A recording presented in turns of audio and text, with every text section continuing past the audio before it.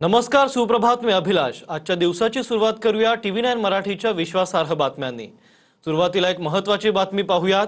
शिवसेना पक्ष आणि चिन्हावर सुप्रीम कोर्टात आज सुनावणी पार पडतेय.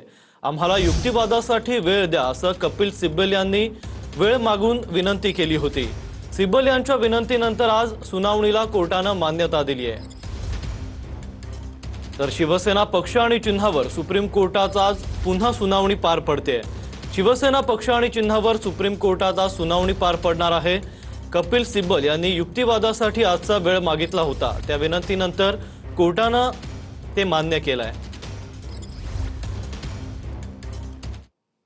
वसंत डावखरे प्रकरणात आज कल्याण कोर्टात सुनावणी पार पडणार आहे. उद्धव ठाकरे आज व्हीसीद्वारे सुनावणीला उपस्थित राहतील. 2009 मधील कल्याण लोकसभा निवडणुकीत वसंत डावखरेंचा भाषणातील व्हिडिओ एडिट करून दाखवल्याचा ठाकरेंवर आरोप आहे.